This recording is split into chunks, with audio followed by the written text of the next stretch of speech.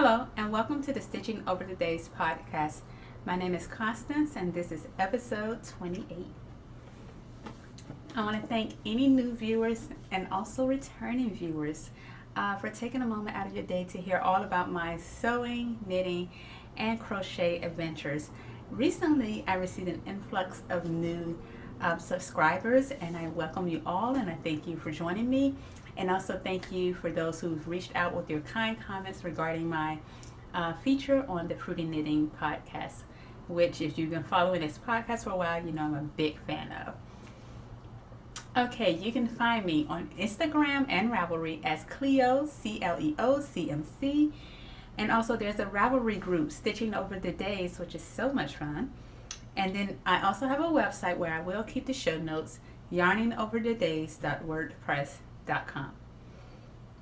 Okay, I'm going to get started. It's been about a month and I've been so active creatively during that month. I feel like I got quite a bit accomplished this month. And so I definitely did more sewing than I expected, which I'm definitely not complaining about. And I also completed 2 knit objects. So again, I think it's been a very productive month. So we're going to get started because I don't want to prolong the time unnecessarily. Okay, first we'll start with the sewing. I did complete 4 sewing projects, and I guess I'll share with you all. The first sewing project is the Agnes top by Tilly and the Buttons. I've made this pattern numerous times before. It's a really staple go-to knit top, and I really like how it pairs with my skirts and pants, and it layers perfectly under sweaters and cardigans, which is a must in my wardrobe. And so this is the pattern. In the past I made the ruched version and also the version with the puff sleeves, but I find that I prefer the simple version best, with the sleeves that come right above the elbow, just a simple neckline or plain neckline and just plain sleeves, because it just works the best. So I know I shared previously the fabric when I cut it out, but it still took a while for me to get to the actual sewing of it, but I did eventually get to it. And this is the Agnes top. As I'm showing it to you, I'm just now realizing that I never got pictures of myself in it, even though I've worn it a couple of times already. But if you refer to my Instagram or even past episodes, because as I stated, I made this top about 5 or 6 times before, then you can see how the fit is. It's pretty much the same. I cut out the same size. Of course I cut out the same size because I already cut the pattern. And I think that, oh yeah, previously I think my Agnes tops, I didn't have my serger, but now I do have a serger. Oh, and I think the white version I serged the inside. So I just finished all of the seams by serging. I know that with knit fabrics you can work straight from the serger, but I tend to not do that. I tend to first knit on the sewing machine with just a straight line, and then I'll go to my serger to finish the edges. I think I like doing it that way because it's easier for me to stay within the seam allowance when I'm working from my sewing machine than it is when I'm working straight from my own serger. So I just find that easier.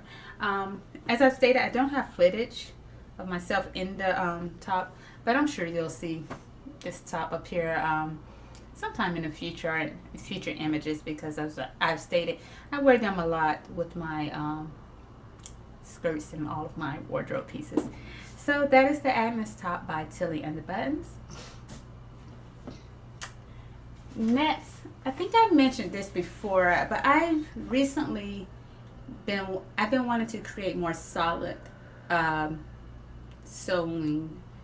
solid garments, because in the past I've made a lot of printed garments. That's what I usually flock to with sewing.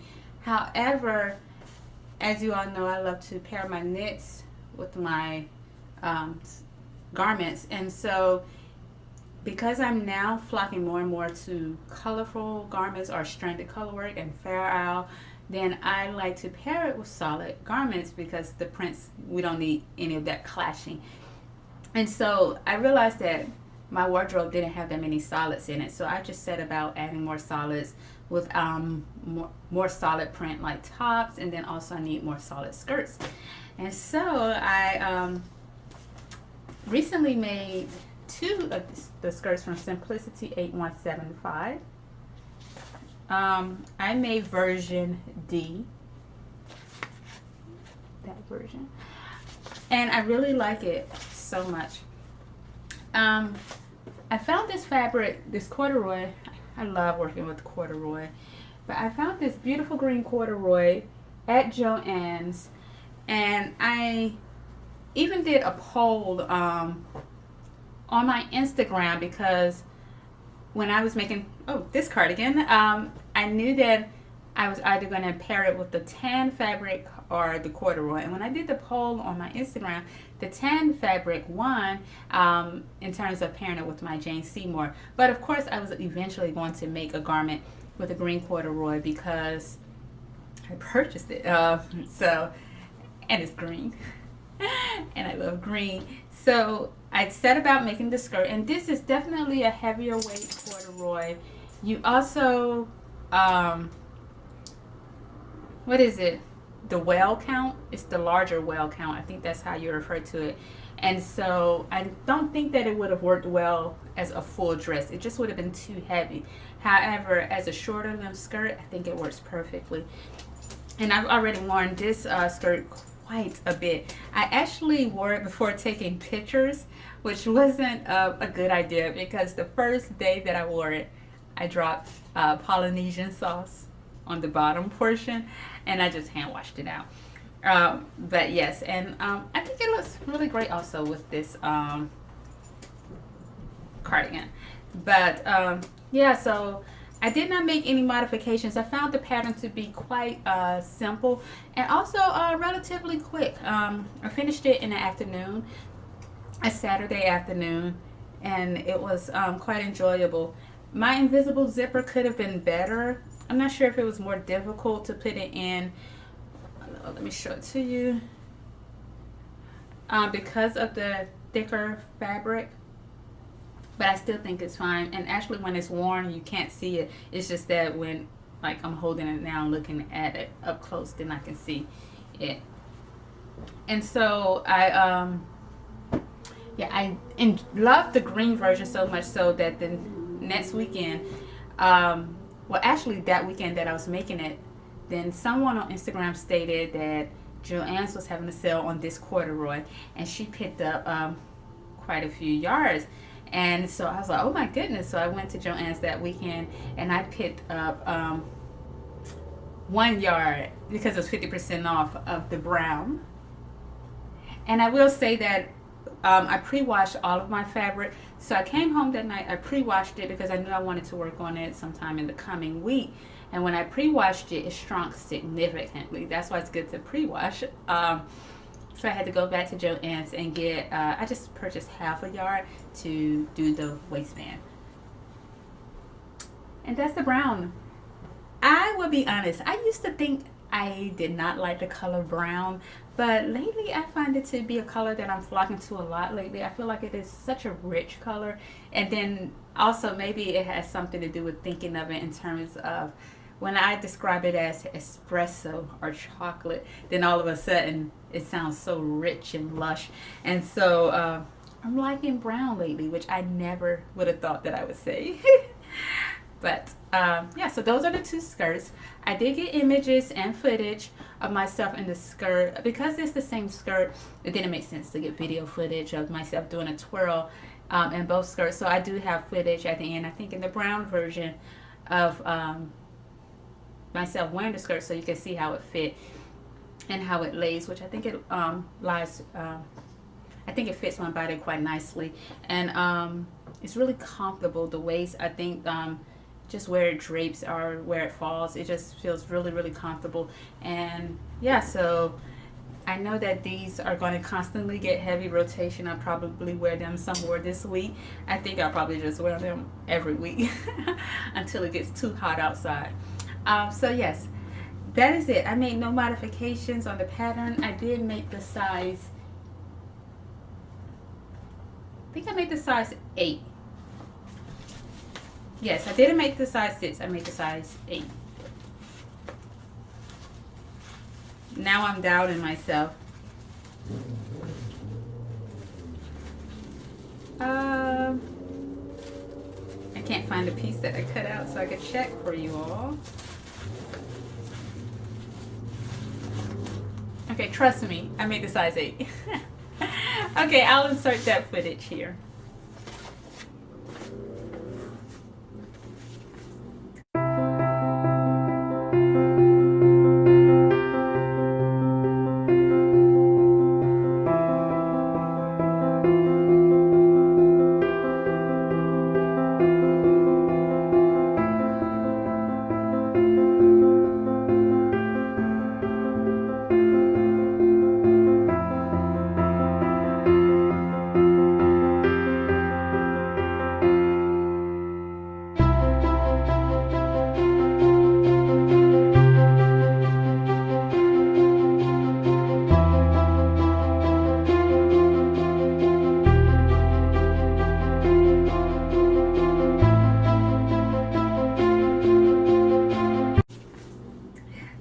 Okay, and now we move into the last sewing project that I completed, which was, oh, it's not the last, actually. It's the, I have one more thing to share, but this is Vogue 9279.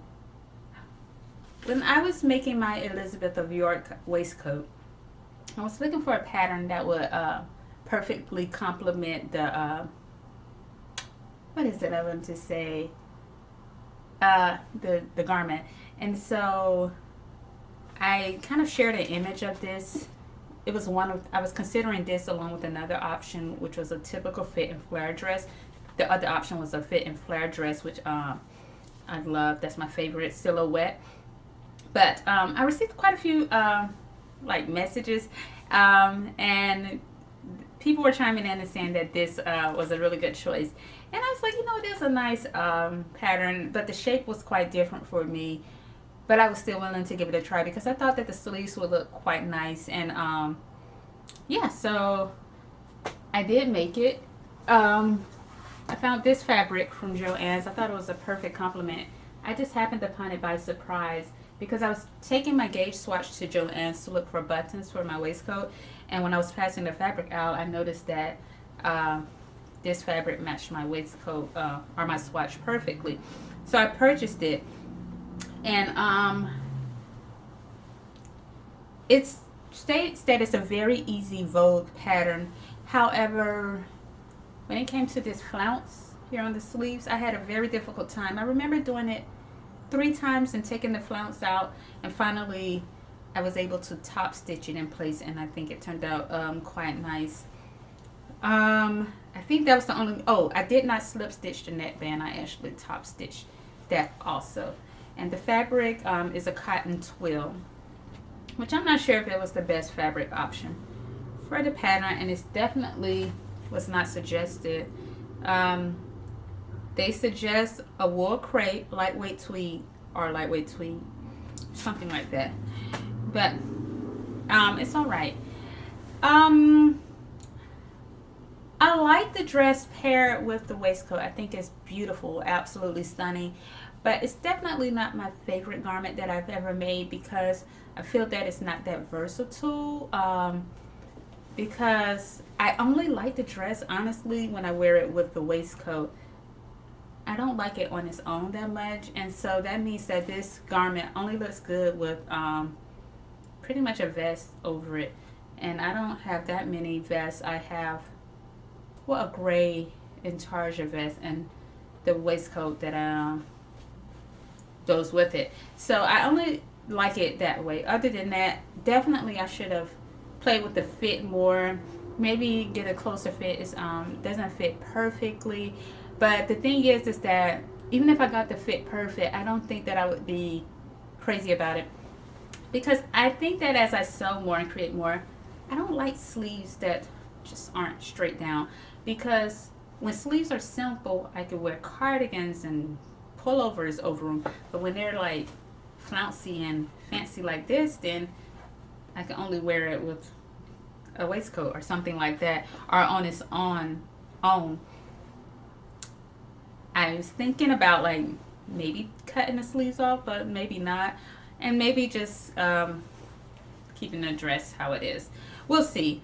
My sister called me and told me that my niece saw the image on my Instagram and she fell for the dress. She thought it's the most beautiful thing ever, my youngest niece, and she was just gushing over it. So what I may do is that I might take it home, and if she really loves it and it looks great on her, I actually might just give it to her. And I'll make, even though the waistcoat goes with a lot of things in my wardrobe, and then eventually I'll make another garment that's more so in line with my style to match the waistcoat. I just find that I was thinking about doing Simplicity 2444 because they also have a sleeve option that comes right above the elbows, which is one of my favorite lengths of sleeves, and I think it'll look nice with this.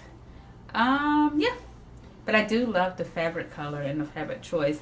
I don't even know if Joann still has this fabric in stock. We'll see. Well, I did get images of this dress, and I think I also have footage, and I'll insert that here.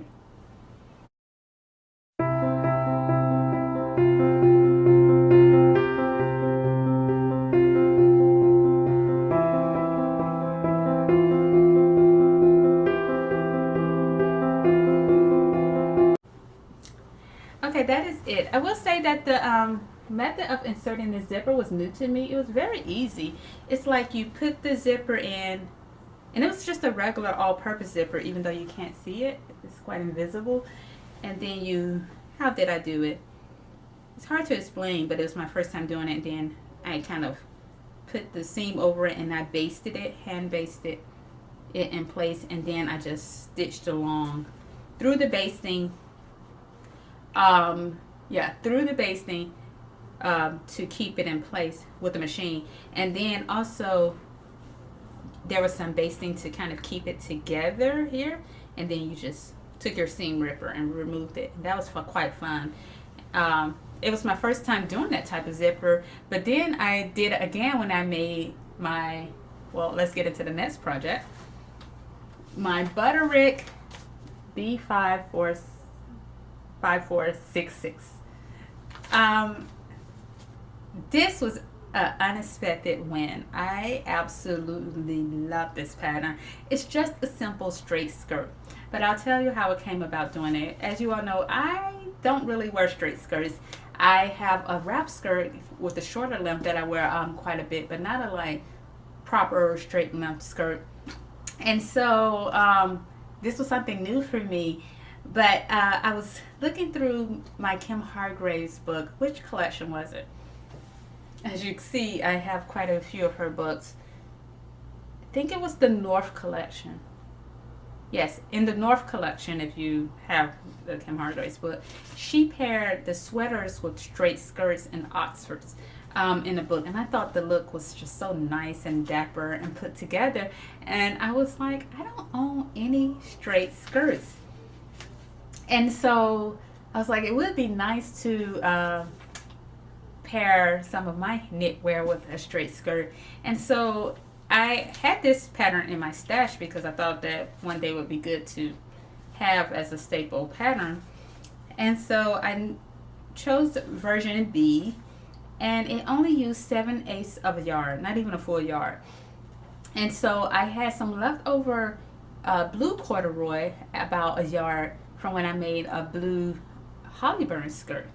And so I used the scraps from my stash because I figured it would be a type of wearable muslin. Like if I wasn't crazy about the fit, then it's not like I really lost anything. But then if I did like it, then I would have two skirts out of some fabric.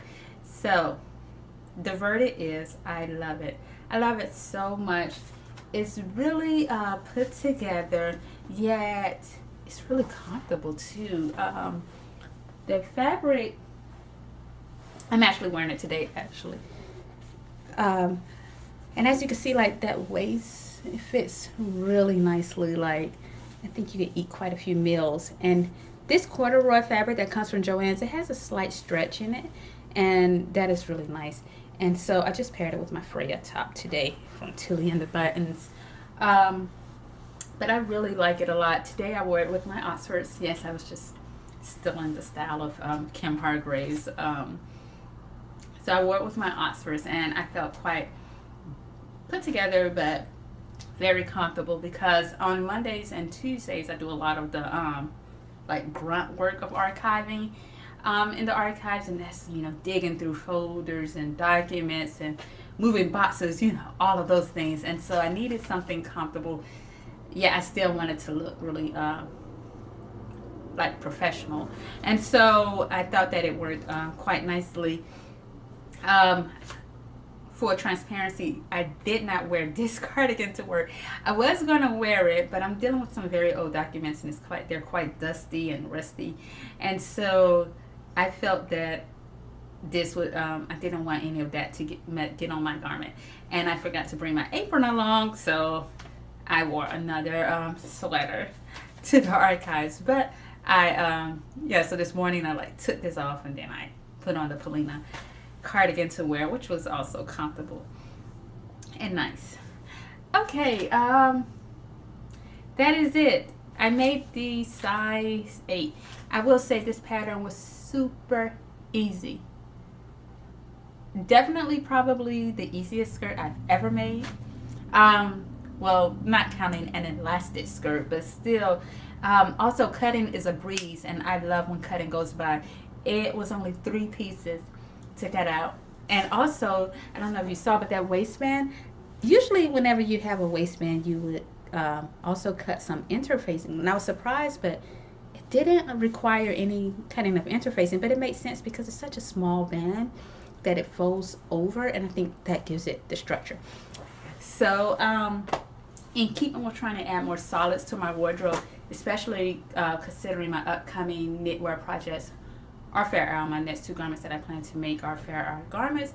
Then I want to add more solids, so I want to make this skirt definitely in a black corduroy, and I think that also this style works really well for school and presentations, and I'll be having quite a few big presentations coming up soon, and so I will definitely probably wear these with Alice Starmore design, just to, I think that they look good paired with the skirts, and then also they just give me the confidence. I like to wrap myself in something that I made, because it just makes me feel good. It's hard to describe, but yeah. Okay, that is it for the sewing projects. Let me check the time, and then I'm going to take a pause, and we'll get into my finished knit projects.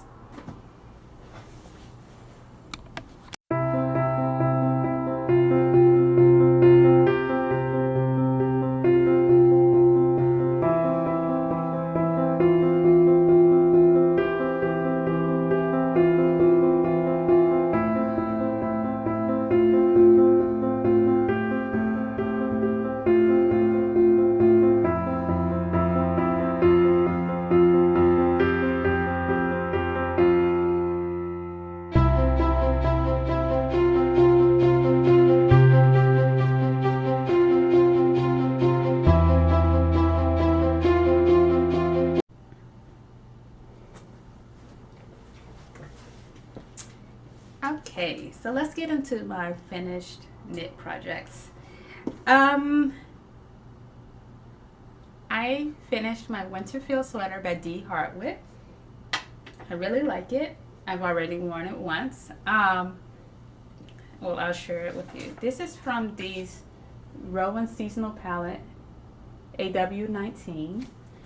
And previously I made the Autumn Vine sweater.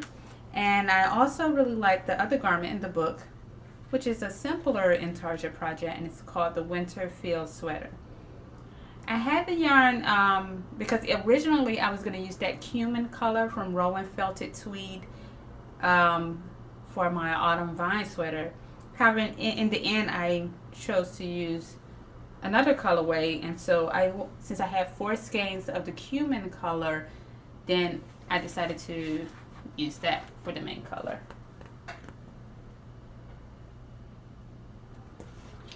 So that is the project. It is a simple intarsia project. But I will say I don't think it's my neatest work because the vertical lines that are going up and down, I don't think they're as crisp or as sharp on the edges as they should be. And I think that this is my fault, which, I mean, as I stated before, I'm definitely still learning with intarsia. And what I think I should have done is, instead of carrying that main color across, which is what I did with the autumn vine sweater and it worked out, but maybe because the motifs are kind of spread out, that design. But those lines should be really sharp and crisp. But when I was carrying it across, it kind of gave me an edge that wasn't as straight as it should be. And it also, I think, gave some bulk kind of to those vertical lines. So yeah, that's what I was saying is that I think that I should have separated the main color, the cumin, into separate balls, and maybe had about 1, 2, 3, 4. Yeah, so maybe I should have divided the skeins up into 4 balls and then picked it up. Maybe that would have given me a neater edge. So yeah, but another thing is that I think I should have done a stretchier bind off on the neckband, because this neckband is definitely a bit narrower than the autumn vine sweater. Even though they have similar construction, there's definitely a difference. And so with the autumn vine sweater, it goes over my head really quite easily. But I had my hair in 2 French braids, and I will say that my braids are rather thick, but still, I kind of had to work it to get it over my head. But when I wore my hair in like a high bun, it was easy to get it over my head. So I was thinking that maybe one day I will go in and actually just redo the neckband to give myself a bit of more stretch. But I still like the pullover quite a bit. I've been wanting more so comfortable pullovers that just were easy to put on, that layer quite nicely over my, like, you know how you have those days where you just want to quickly throw on a comfy sweater. And so I wanted that. And so now I've added 2 of those, because when I made that jumper, the Freedom Jumper by Wool and the Gang, I wanted that sweater to be that type of garment. But the yarn was so thick that it doesn't even layer well under coats. Like, I can only wear that sweater alone. But these I can wear with tops underneath, and I can still put a light jacket or coat with it, and it still works really nicely.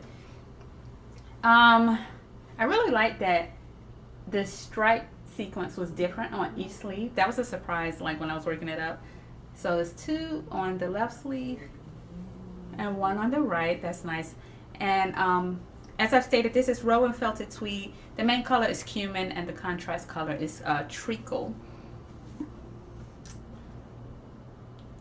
I also think I need to note, because the pattern states that you need 4 skeins of the main color and I think 2 of the contrast color, but I used about 5, well, we'll say 4.5 skeins. And at first I thought that I was like losing it, because I ran out of the yarn, and I was like, did I lose some yarn? And so the same thing also happened with my autumn vine sweater, but because I had an extra main color of that Vaseline green in my stash, then I didn't really think about it, and I was like, oh, maybe it dropped, you know, somewhere behind my stash. But I recently organized my stash, and I never did find that extra skein. And so I'm thinking that you'll probably need an extra skein than what is suggested, and I made the smallest size, because I also had to go to my yarn shop and get an extra skein of the main color. So I was like, what is going on? I was like, did I lose a ball of yarn again? And then I was like, no, that can't be the case, because I mean, I stay in a studio apartment. It's not that many places for things to get lost. So, and then once I organized the yarn stash, I was like, okay, I think the pattern just needed an extra skein. I use mattress stitch throughout, just like I did with the other garment. It just works. It's easy with stockinette, and I think it works quite nicely. And so, yeah, I really like this garment, and I know that it's going to get a lot of wear. I also think the colors are perfect for fall, and I think I'm going to wear this garment for Thanksgiving Day when I'm at home, because the colors are perfect for this season, and it's quite comfy and roomy, so I can eat a lot. Okay, it's like everybody with loud cars are driving today. Okay, I'll insert the footage of myself wearing my Winterfield sweater here.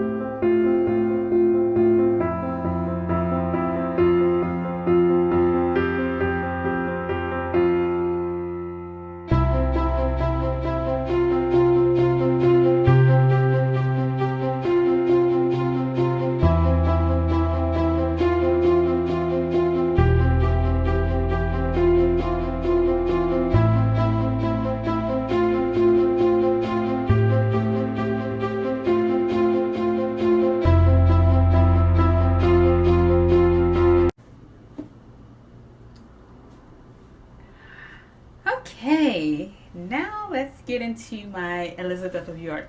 I feel like I was just talking with you all, and I was saying I was expecting my kit for my Elizabeth of York to come, and I felt like I would have time to share with you the work in progress, but I'm coming to you today showing you a finished garment. Yes, it was surprisingly quick. Surprisingly quick. I often get comments and messages that I'm like a fast knitter, that I'm the quickest knitter, and I want to say I am not a fast knitter at all. I just will say that first off, you really get into a rhythm with this chart pattern.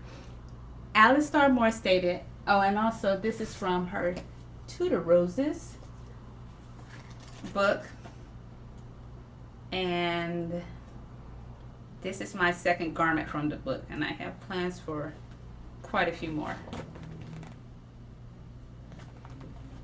When I was looking through the book trying to choose a design, I of course love and flocked to the Jane Seymour, but I always really liked the Elizabeth of York, and I thought that would probably be my first garment, but I of course ended up going with the Jane Seymour first.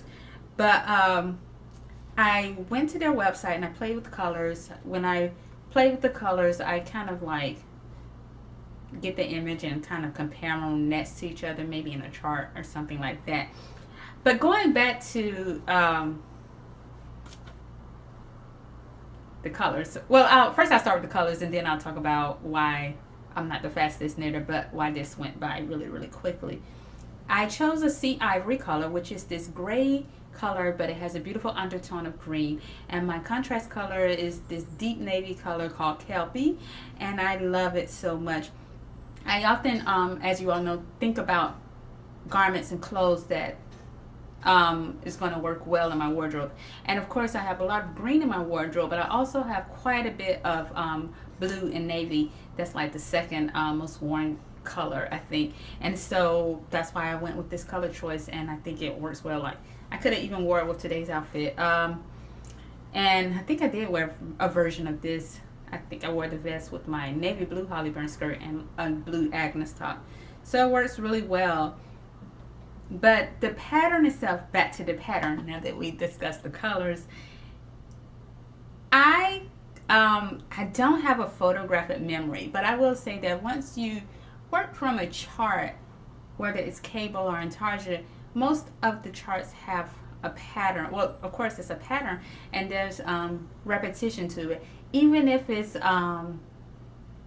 44 rows or 50 rows, eventually you start to see how things should go. And so I think that is the case with this garment. Like, the stranded color work is broken up with pearls, and then also, as Alice stated, there's this row where you have to create bobbles and knots, and that does pause the rhythm a bit. And so when I would come to that row, it's like, oh, trying to like break the rhythm a bit, because it takes a little bit more time.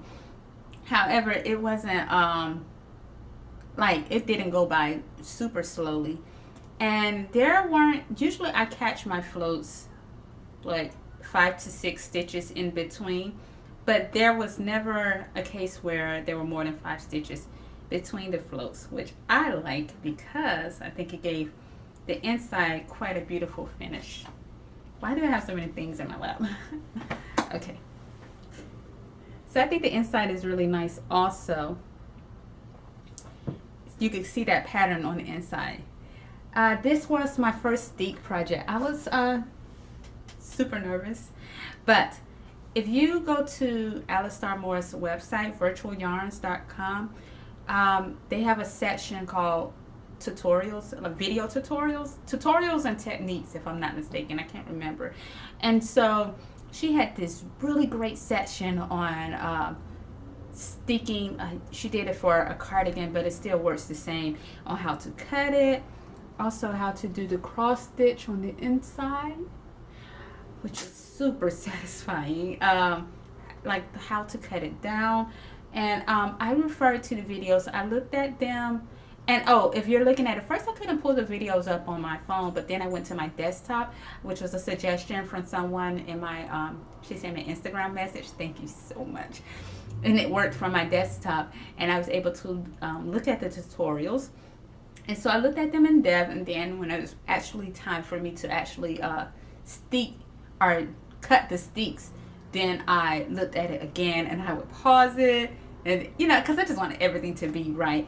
And I know that I received requests to record the process on my Insta stories, but I just thought that would be just too much, trying to have the camera or my phone and then trying to cut and focus and concentrate. So instead, I did record some footage from my camera, and I was out of shot some moments, but I'll still insert it so you can get the general idea of how it went, and I'll just insert it here.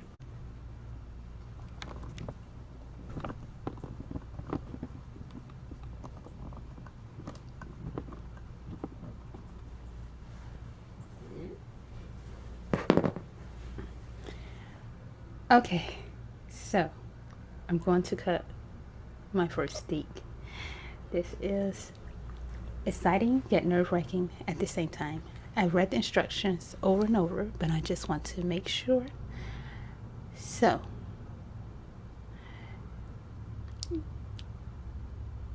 the instructions tell me to cut open the front and neck steeks up the center between the 4th and 5th steek stitches.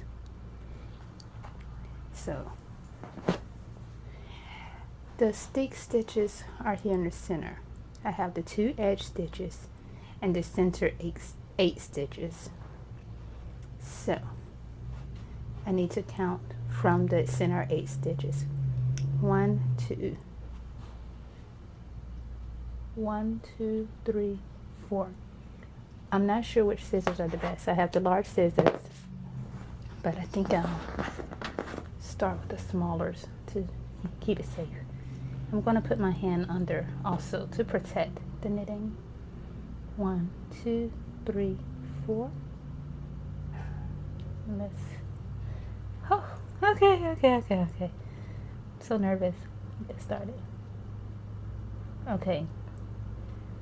So I did a first little snip.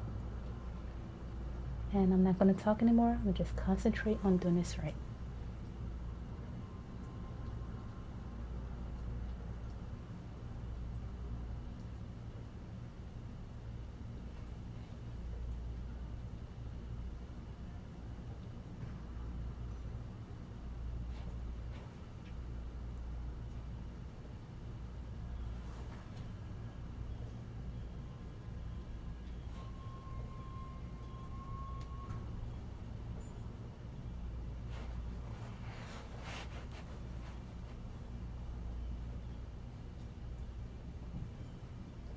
I hope I'm in the shot, but I'm just closer here so I could see.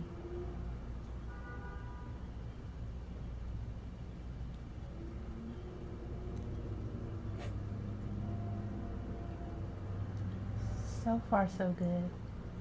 So happy I went with the smaller stitches.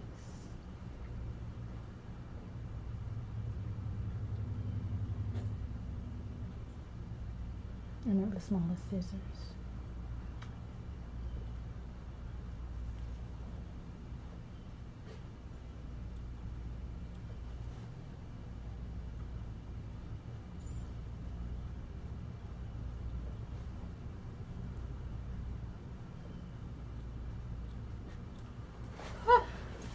Okay, I did the center front here.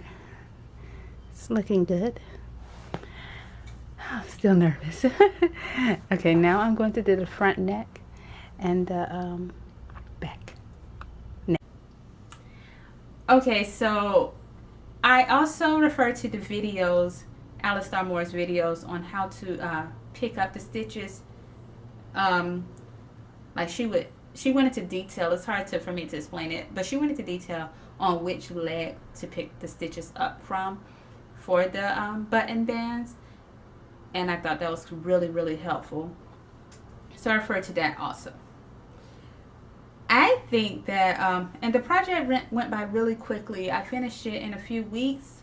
And I also was able to finish it because I was writing my chapters during this time. But what I would do is I would come home in the evening, and even though I was exhausted some days, I really stuck to my strategy of working on a garment for at least 30 minutes a day. And so the good thing about that strategy is that once you get in the zone of working on something for at least 30 minutes, it's very rare that I would work on it for 30 minutes and put it down, because once you start knitting, then 30 minutes turns into an hour to a couple of hours, and before you know it, you'll have quite a bit done. And so I'll typically work on this in the evenings, and I was able to complete it really quickly. What else? Yeah, I thought that the instructions were amazing and very clear. Pattern was straightforward. I experienced no hiccups. It was very smooth. I did wet block the garment. I used my soak wash solution. I purchased that new Ravelry scent, and so I used it for this garment, and I think that it gave me a very neat finish, and I really like it so much. And yeah, it's a perfect garment. And then I think I was really excited when it was finished, because we don't really have really cold days. We're still on the early days of fall, and so when it wasn't that cold outside, I was still able to wear it with the like I was saying, with my Agnes top, because it's a waistcoat, so it wasn't full enough and it wasn't suffocating. And so it had me thinking that I need to add more waistcoats to my wardrobe. And there's been this design by Jade Starmore that I've been eyeing on Virtual Yarn's website for another waistcoat. It's quite beautiful. And so yeah, I think that they work for our falls and winters perfectly. Okay, so I don't know if I've already stated, but if I didn't, I will insert the footage of myself wearing the Elizabeth of York here.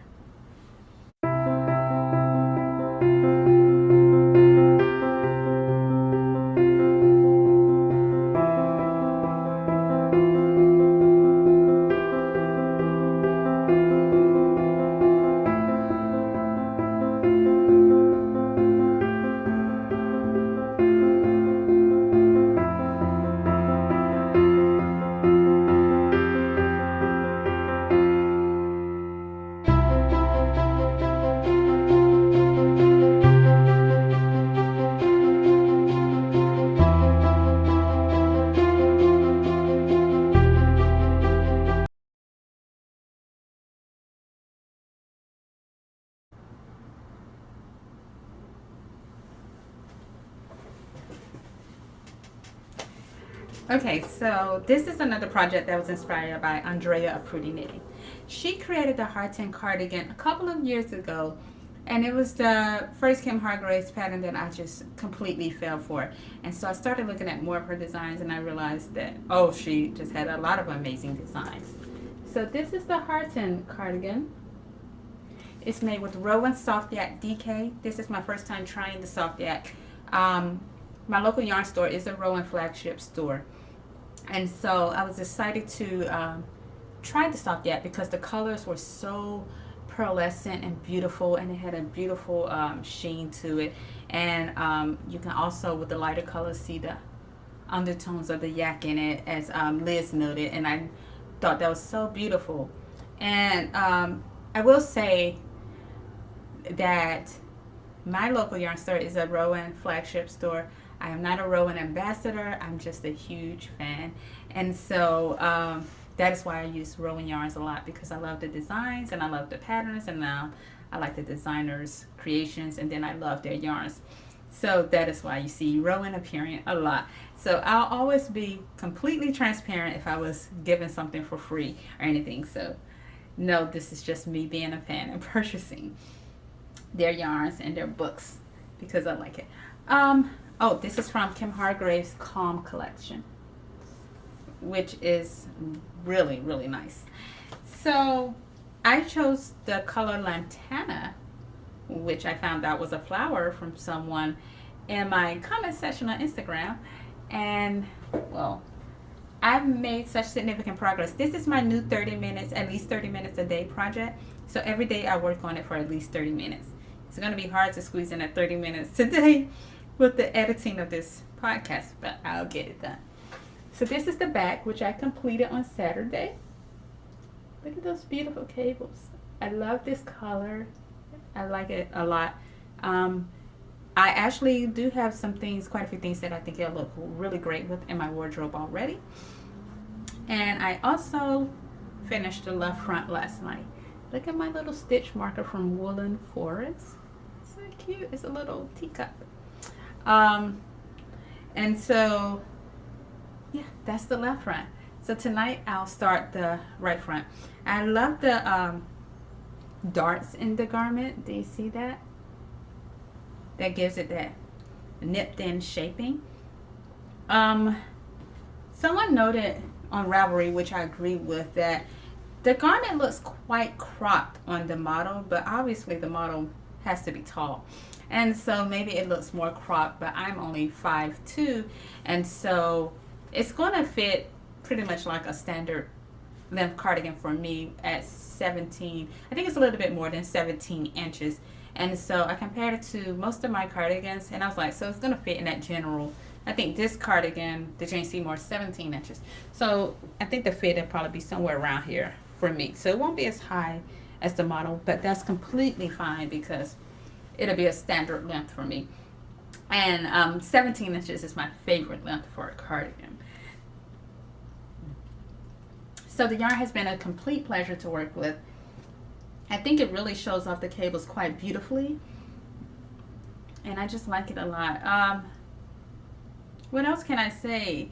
I will say again, I received comments that I knit so fast, but again, this was just a 30 minutes a day project, at least 30 minutes a day. But it's not a really hard cable project at all. Again, you see where things are going, and then once you get into that repeat, it's really not hard to memorize that chart. And so when you get that in your head, because there are mainly only 2 rows in that repeat that features the cables, and everything else, I think it's is it a 7-row repeat? Everything else is just knit and purls rows, so that's really quick. And then it's made with the DK weight yarn, so that's a heavier weight yarn. So I'm just like trying to think of reasons that it's working up super quickly, so that may be a factor also. You don't really have to refer to the chart once you know the sequence. You'll memorize it. Well, I think that I found it quite easy to memorize the chart. What else? Yeah, and so I think it's quite easy and simple. And then I know that Eva from the Charm of It told me that maybe it's working up quickly because my previous projects were a bit more intricate, such as this and the Elizabeth of York, and so this is working up pretty fast. but I'm not complaining at all. I'm actually super happy. And this project is a part of the Kim Hargraves along, which I'll talk about briefly since we're here. I've been thinking more and more as we get closer to the last day. You still have quite a bit of time, so if you still want to join us, the Kim Hargraves along is going on now. And we started in July, if I'm not mistaken. And so you can knit any Kim Hargraves pattern, and she has such a wide range to choose from. You can choose a garment, you can choose an accessory, a hat, it could be knit, it can be crocheted, you can double dip, you can add more than one garment if you choose to, as long as you post an image of your finished object into the Ravelry group Kim Hargraves Finished Objects thread by December 31st at 11:59 p.m. then you will be entered for a giveaway. I'm going to do multiple giveaways. I think I'll do 3, and this is open internationally. And so I'm thinking, I've been looking at different price options, and so I already have some. I know I'm going to include one of her collections. If you follow Kim Hargraves on her Facebook page, she does fun farewells, and she'll give you a blurb, or she'll talk about like a collection and the thought that went into it and if it was really popular. And so it's like a fun farewell, but that means that they're no longer distributing those books. So I've been keeping an eye out for those really popular collections that they're saying goodbye to, because I want to include those as giveaways for the Kim Hargraves along. I'll also be including some local yarn because I want to give you a touch of Columbia, South Carolina, as a part of the giveaway. And so definitely I've been thinking about that a lot. And what else would I would love, but I just don't have time. I'm not going to even say that. Okay. Scratch that. Okay, and so yes, so definitely I've been keeping an eye out for Kim Hargraves books, and also I want to share some local yarn with you all. And so I wish I could give everyone a gift, but I can't. And so thank you for still participating, because I think that the reward of talking with everyone and getting all of that advice has just been amazing. And that's why I love Knit Along. So yes, if you would like to join our Kim Hargraves along, please do so. And I want to thank everyone who has joined and who's exchanged so much tips and advice and techniques. And thank you for sharing your projects, because oh my goodness, if you want to be inspired, please check out the Kim Hargraves Finished Objects thread. Even the Kim Hargraves regular thread where all of the chatter is, it is so inspiring, because I was lagging a bit with starting my Heartfelt cardigan, right? And then someone posted the most stunning, I think, okay, every Heartfelt usually turns out gorgeous, right? But this Heartfelt cardigan, I think because of the color, it was in a mustard color, was so beautiful, so stunning. I also liked the way that she styled it. It was so beautiful, and so that made me get a move on to get my Heartfelt cardigan. It was a great inspiration. It's so beautiful. So check out that Finished Objects thread if you want to see it. It's in this beautiful mustard bronze-y like color, and it's stunning. Oh, it is stunning. And so yeah, that was an inspiration for me. So if you want to be inspired, and then also from her collection Form, someone did a sweater that I've been wanting to make. It's one of the sweaters that she paired with the leggings and loafers in it, and I just love that look. And so it's a gorgeous version in the Finished Objects thread. And then there's also someone else created a stunning jacket, which I also created, in the most classic cream color with the most, which really, I think cream and cables go together like peanut butter and jelly. They work because that cream color really makes the cables pop. It just looks, it's classic, it's good. And so as you can see, I'm getting super excited just thinking about all of the finished garments and finished objects in the Kim Hargraves along. Oh, someone else also created a beautiful cardigan for a baby. It's so adorable. Which I might try to recreate because my sister is expecting. And so, yeah, that would be nice also. Okay, that is it for my work in progress. And I wanted to talk about what's been catching my interest. Quite a few things. It seems like all of the designers are releasing all of their books and gorgeous garments around the same time. I have placed orders for so many books and publications that it is like crazy. Kim Hargraves came recently out with her Covet book, which is a part of her capsule collection. Marie Wallen came out with Meadow, which is, I love that collection so much, which I have plans to make the honeysuckle cardigan from that collection. Crystal Seyfarth, she was featured a couple of episodes back on Fruity Knitting, and I fell for the design of the bridal jacket in that book. And I wanted that book, but it was kind of difficult to get with shipping from Denmark, I believe. And so the Woolly Thistle put a call out for pre-orders on Instagram, so I pre-ordered that copy. So yes, I have that book coming. I probably won't get to a garment in that book for another year or two, but I'm still happy I have that book on the way. Shetland Wool Week, their annual book came out, so I have that book coming. So as you can see, quite a few things are popping up, and they've been catching my interest, and they've been keeping me super inspired. But today I wanted to talk about this that I'm so excited about. Modern Heritage Knits. This is such a beautiful book, and this is by Christina Dene. I've been following her on Instagram forever, like forever. She's Xtina with Wolves, if I'm not mistaken. That's her Instagram name, and I just love it. But the thing that really made me flock to this book was that it was a celebration of American yarns, and the book is divided into the different regions in the United States, and she gives great description of the regions and the designs that went behind that region. And so, of course, I love the section on the Mid-Atlantic and South, because that's where I've mainly been. And so I loved it. And I do want to make, and because it was a celebration of American yarns, it put some new yarns on my radar that I wasn't aware of. And one of the yarns used is actually not too far from here. It's the Echo View Fiber Mill, and they're in North Carolina because I Googled their location. And so I'm thinking that maybe I need to plan a trip there. And the design for that was the CeeLo cardigan. And I love it so much. So that's made with the Echo View Fiber Mill. She also had a great section on yarn substitutions. And it's just a beautiful book. And I liked it because I do tend to use a lot of British yarns and yarns from overseas, but this is like a great book to help me to remember my American yarns.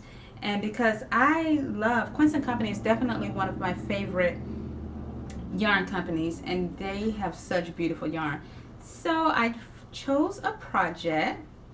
As we get into the colder months and the nights are getting cooler, I'm constantly pulling out my thicker socks to wear because I like to wear them around the house and wear them to bed.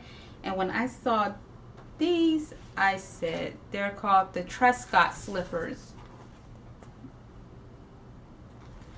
You know I love that green color. Then I pulled out my Quince & Company color card chart, and I set about choosing a color. This is the Quince & Company Puffin, and I knew that I wanted to go with the green because these are a pair of socks that I wear around the house, and I like to envelop my stuff in things that make me happy, and green makes me happy. So I chose this color. How beautiful is that green? It's called Parsley. So pretty. Yes, when I saw it on the card chart, I thought it was beautiful. So I need to wind up these skeins, and I think this is going to be my new knit night project because I like to choose really simple projects when I'm working or when I'm knitting with groups of people. And I know that my previous knit night project was the Winterfield sweater, but that's done, so I need a new project. But I think that Harton could work for um, socializing and knitting, but I don't want to risk it. So I'll start this project. So we'll see how it goes. I think it's going to go quite lovely. And it's just a beautiful book. I also really like this shawl on the cover. I think I mentioned previously I'm really trying to make more shawls, but I always end up flocking to those garments first. But she suggested Cascade 220, and I have enough Cascade 220 in this beautiful kind of turmeric color, and I think that that'll look nice, and it'll make those cables pop. It's really a stunning book. I think the photography is just beautiful. And Christina also, oh yes, I really like this. Christina also released a recent new pattern which I've been just loving. I've been eyeing it quite a bit. It's so pretty, and it's made with Kelborn Woolens yarn, and I've been wanting to use I think it was the Germantown yarn, and I've been wanting to use that yarn for a while now, but I also plan to make my dad a scarf, and so I think I might use Kelborn Woolens for a scarf for my dad. But yeah, so I just wanted to put that book on your radar. Again, this was just me purchasing the book because I liked it, and purchasing the yarn because I liked it. And so, yes, it's just beautiful. Yeah. So, I think that is it. We have SAF coming up here. It's in the area. I think it's in North Carolina. It's a fiber festival, which I'm thinking that I will attend, and so I kind of get a bit overwhelmed in crowds a bit, but I still think it'll be quite enjoyable. And I also recently met the Carolina Spinners, Weavers, and Knitters Guild at the South Carolina State Fair, and they were so friendly and just so open-hearted and warm, and they even taught me to weave a little bit. Yes, you guys, I did about 4 or 5 rows on the little weaving loom. You know, I was like, do I need another hobby? Do I need another something? So, but one day I think that I will get into weaving. Not anytime soon, because while I'm trying to get settled, and then my life will be changing significantly in the coming year. And then once I get settled, then I'm thinking I want to learn to weave one day. Well, that is it for today's episode. Thank you for sticking with me. I look forward to seeing you all in about a month's time.